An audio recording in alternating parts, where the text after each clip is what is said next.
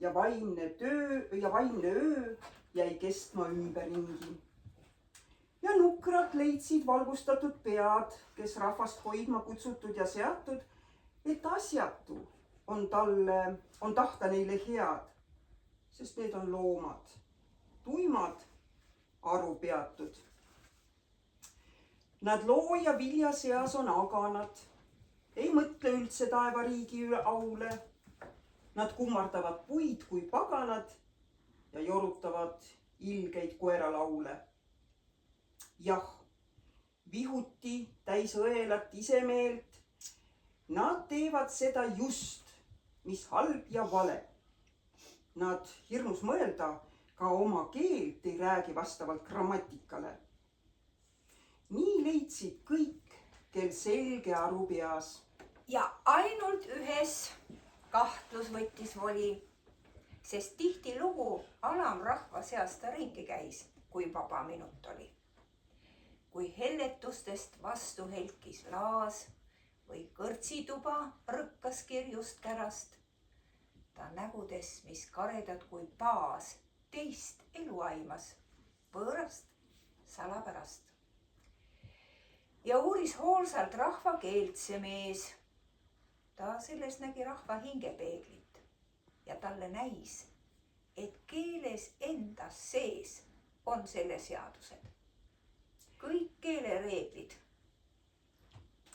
Maakeeles raske on just häälik öö, sest mõnikord on veider kõlavarjund.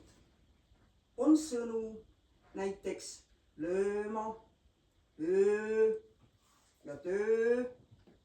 Neid hääldama on muulanegi harjunud. Kui teisi on ja neil on ülekaal ja nendega jääb iga võõras hätta. Ja tähtsad sõnad on need kõik siin maal ja keelest neid ei tohi välja jätta. On sõna töö, kuid on ka sõna rõõm. On sõna sööt, kuid on ka sõna põllud. öö, kõrval päevatõus ja lõunalõõm ja õhtu, lõõriv lõo ja õitsvad hõllud. Ta sosistas õnn, tõde, õigus, õhk.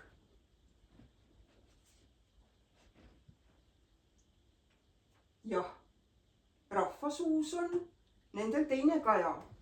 Kas erinev on hääletoon või rõhk? Ja kõiki neid on inimesel vaja. Mees istus toas, pea raskeid mõtteid täis, kui pärleid vaagis kummalisi sõnu. Pilk langes õue, nurmel kündja käis, võib-olla Mats, võib-olla ka et Tõnu.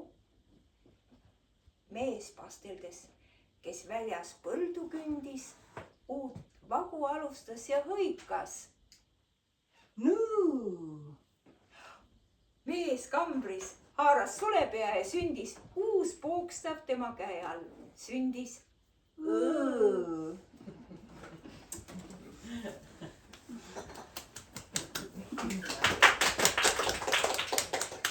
Ma tänan, et